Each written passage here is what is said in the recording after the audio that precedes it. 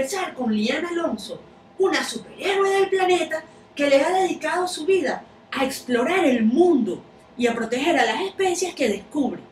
Es bióloga, investigadora, viajera, experta en insectos y sus favoritos son las hormigas. ¡Qué fino!, ¿verdad? Leeanne trabaja en Conservación Internacional, una organización que protege a la naturaleza para las generaciones del futuro, como tú y yo. Hello, Lucas. Hola, Leeanne. Estamos súper felices de que hayas aceptado nuestra invitación. Primero que todo, ¿cuál es tu trabajo en esta organización ambiental tan importante? Okay, I've been the director of the Rapid Assessment Program for the last 13 years. And basically what I do is organize teams of scientists to go out to really remote areas of the world that haven't been explored, and we document what species are there. So then we're collecting kind of the baseline data that we can use then to guide conservation efforts in the area. ¿En qué se diferencia Conservación Internacional de otras organizaciones que cuidan al ambiente? Well, Conservation International, we're similar in a lot of ways to other environmental groups because we all have a love for nature and we're working to protect it. We're different in a couple ways. One is that we like to work in partnerships. We feel that, there's so much to do and it's so important that we can't do it ourselves. So we work with key partners in all the different regions of the world where we work. Another thing is that we work globally and targeting our efforts in the places that we think are most important for biodiversity and also for showing people that they need nature in order to really thrive. And so that's really another aspect that's a little bit different, is that we're really trying to link the sustainability, that we need nature for people as well as for the species in the habitat. So we're really going for the benefits for both. ¡Claro! Es lo lógico. Tener un planeta equilibrado en donde quepamos todos. Mira, hasta hace poquito Conservación Internacional tenía una oficina aquí en Venezuela, pero ya no está. No se han olvidado de nosotros, ¿verdad? Yeah, unfortunately for a variety of reasons we weren't able to keep that office open. But I actually have had the honor to be in Venezuela many times. And I work closely with a lot of partners in Venezuela, and we've done 6 different surveys within Venezuela by my program. And actually, we just published a book. I'll show you our book. Because my program is 20 years old now. So we've done 80 surveys around the world in the last 20 years, documenting biodiversity all over the world. Here's like a little map, kind of the places in Venezuela where we've done surveys. But I'll be able to also, this book, the whole book is going to be available on the Conservation International website. Tú dices que el libro es un proyecto del RAP, ¿verdad? ¿Nos puedes contar un poco más sobre ese programa que tú diriges? Definitely, and when we do these rapid assessment surveys, the main goal is to collect data, biological data that can be used, right? But we also train local scientists and students. That's a key part because we need to be having the scientific capacity in the region in order to maintain this conservation. And also we involve local communities, because if you don't raise the awareness and get them involved and help them to see the importance of all this great nature around them, it will never last in the long term. Últimamente hemos escuchado, y con mucho susto, que algunos científicos dicen que estamos viviendo la 6ª extinción masiva de la historia de la Tierra. ¿Tú qué piensas?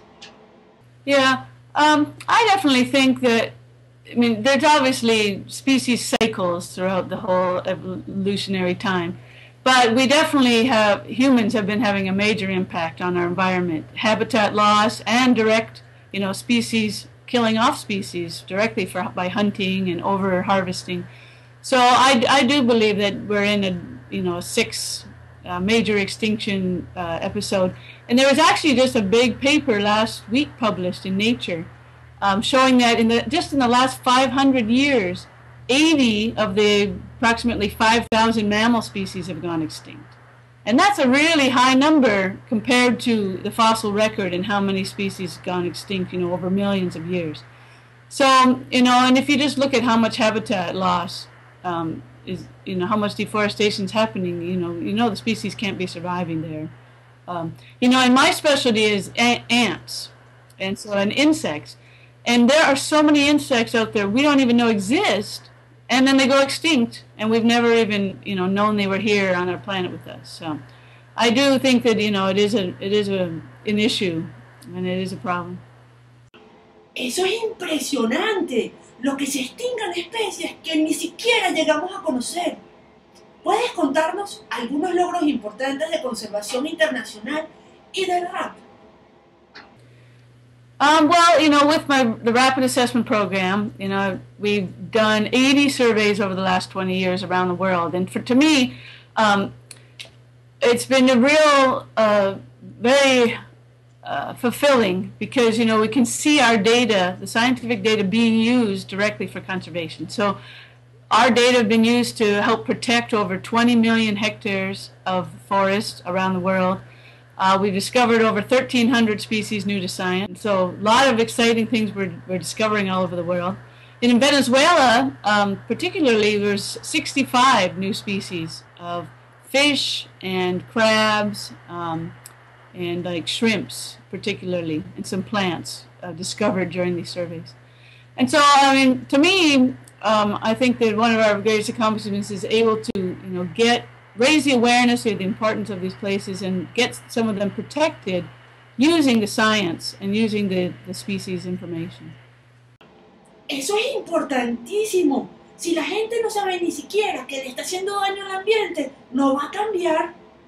Mira, ¿qué ha sido lo más emocionante y lo más aterrador que te ha pasado en alguna de tus expediciones?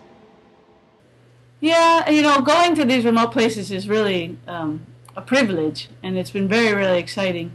It's not always easy to get there. That's usually the hardest part. So we have to helicopter in a lot of places or, ride long distances by boat. So I've actually had the privilege of flying over some really amazing parts of Venezuela by helicopter, up to the Paragua headwaters above the Guri Dam and on the Ventuari River, and then most recently in the Cuyuni River in the Guyana Shield. Beautiful, beautiful places. So, when I go there, I'm just like, oh, these places are so special that you really want to protect them. My scariest are probably like in Africa, because there are animals that really do want to eat you. And so, if you have a camp and hippos are walking around outside your tent, you can't get up in the night. Or some of my scientists are out in the water sampling for fish, and then, there's big, dangerous crocodiles right by. But, in the rainforest, there's nothing really that wants to eat you. The dangers mostly if you step on a poisonous snake or if you try to pick one up. So you have to be wary of those. I'm not that great at going out at night, and I don't really like spiders all that much. So going out, we do a lot of night work, especially a lot of the scientists looking for bats or for katydids and other nocturnal mammals. So creeping around the really remote forest when you're miles and miles away from anybody, sometimes is a little bit scary. But, it's worth it because it's such a beautiful place, and we know that we're trying to protect it. Mira, ¿y nos puedes contar cómo trabaja Conservación Internacional para proteger este planeta tan maravilloso? Conservation International, we work in about 40 countries.